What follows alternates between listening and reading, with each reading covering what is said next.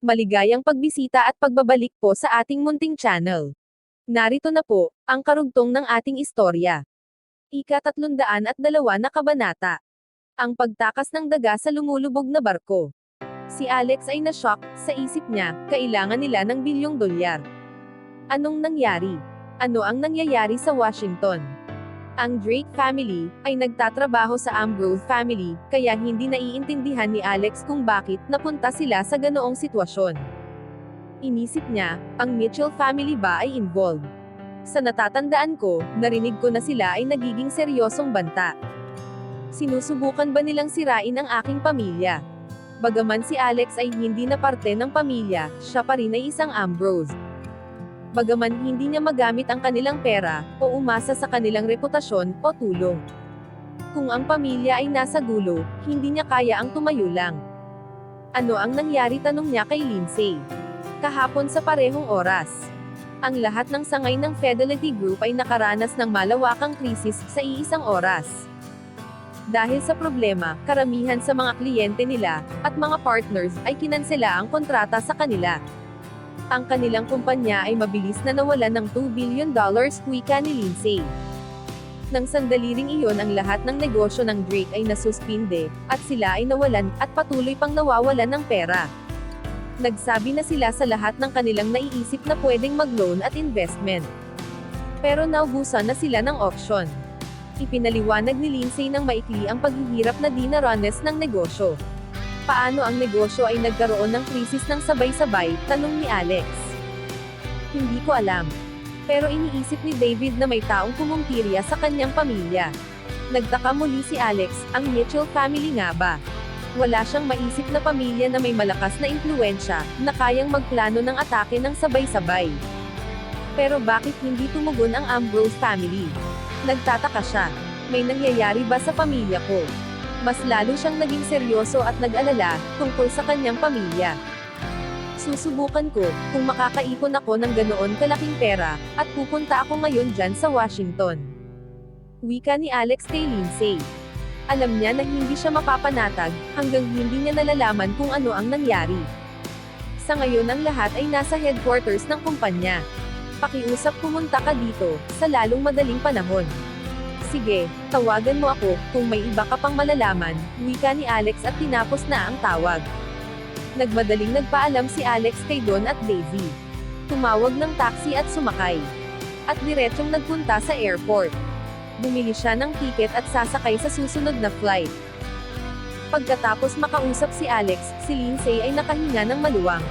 Sigurado siya na si Alex ay may magagawa upang makatulong.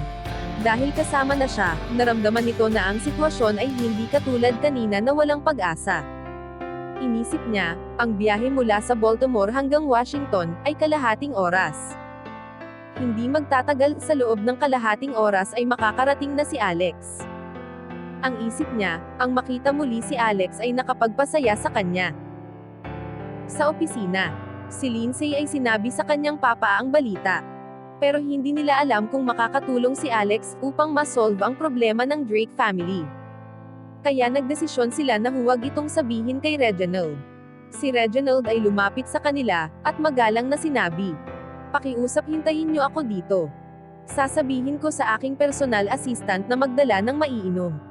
Ngayon ay kailangan kong umattend ng meeting, kasama ang mga shareholders, at senior executive. Kailangan niyang i-update ang sitwasyon." Sinabi ng isa sa mga pinsan ni David, "Uncle Reg, sasama kaming lahat sa iyo. Kaming lahat ay miyembro ng Drake family, at alam namin ang nangyayari. Magbibigay ako ng mabuting impresyon sa mga senior executive, at shareholders, kung naroon sila, upang suportahan ka." "Tama, sasama kami sa iyo," wika pa ng isa. "Umalis na tayo," sabi ng naunang lalaki. Ang mga binata sa pamilya ay sumang-ayon lahat, at sinamahan si Reginald. Ngumiti siya sa mga ito, at naglakad palabas ng kwarto, patungo ng conference room. "Mabuti, sumama kayong lahat, sumunod kayo sa akin," wika ni David. Silang lahat ay sumunod kay Reginald patungo sa conference room.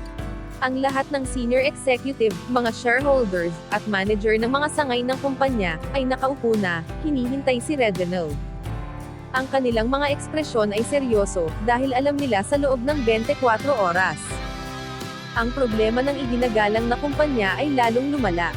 Sa nakitang maraming miyembro ng Drake family ang umattend sa meeting. Ang mga senior executive ay medyo nakaramdam ng kaunting confident. Karamihan sa mga miyembro ng Drake family ay nakatayo sa likod ng conference room upang manood at makinig. Si Reginald ay umupo sa chairman seat ng conference table, at si David ay nakatayo sa tabi nito. Welcome everyone, maraming salamat sa inyong pagpunta. Alam ko na kayong lahat ay masyadong nag-aalala sa kasalukuyang sitwasyon na kinakaharap ng Fidelity Group. Umaasa ako na tayo ay maging isa upang makahanap ng paraan at malumpasan ang krisis ng magkakasama. Nang tumingin siya, nakita niya ang lahat ay may walang tibong ekspresyon. Si Reginald ay nakaramdam ng depressed.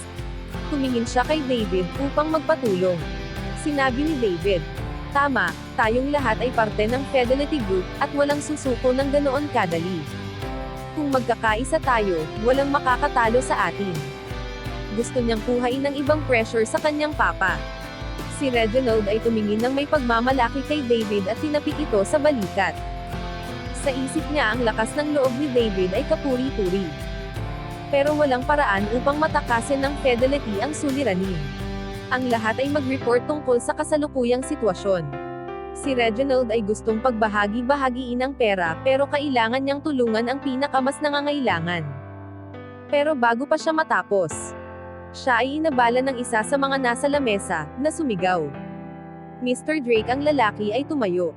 Ito ay nasa mga 50 years old at may katamtamang taas. May malaki itong noo, at maliit na mata. At ang ekspresyon nito ay malamig. Ang lahat ng nasa kwarto ay natahimik nang marinig nilang magsalita ito. Ito ay si Noah Freeman, isa sa mga director ng Fidelity Group. Hindi alam ni Reginald na sikreto itong kasabwat ni Colin Patterson. Nang tumayo ito, ang lahat ay tumingin sa kanya. "Ano ang gusto mong sabihin, Noah?" tanong ni Reginald. Ito ay hindi magandang ugali, sa pagsabat habang nagsasalita ang chairman. Gayunpaman, si Noah ang pinakamatandang miyembro ng Board of Directors, at si Reginald ay palaging pinahihintulutan ito. Si Noah ay hindi nagsalita, sa halip ay lumapit ito kay Reginald, at inilagay ang piraso ng papel sa harapan nito. Nang makita ni Reginald ang nakasulat sa papel, ang kanyang galit ay lumala. Isang resignation letter. Wika ni David na na-shock. Ang lahat ay nabigla nang malaman nila ang ginawa ni Noah. Si Noah ay isa sa mga importanteng director ng Fidelity Group. Kung magre-resign siya, paano magkakaroon ng pag-asa makarecover ang kumpanya mula sa kasalukuyang krisis? Si David ay hindi makapaniwala dito. Tumingin ito kay Noah at nagtanong, "Ano ang ginagawa mo?" Ang Fidelity Group ay humaharap sa pinakamatinding pagsubok, at pakiramdam mo, ito ang tamang pagkakataon upang mag-resign. Ikaw at ang aking papa ang nagtayo ng kumpanya mula sa wala. Gusto mo ba talagang abandonahin ito ngayon? David, isa lang akong manager ng Fidelity Group. Ang papa mo lang ang nagtayo ng kumpanya. Hindi ako pwedeng masali. Hindi pwede, wika ni David. Nag-reply si Noah. "Bilang trabahador, sinasabi mo ba na wala akong karapatan na mag-resign? Nagbibiro ka ba?"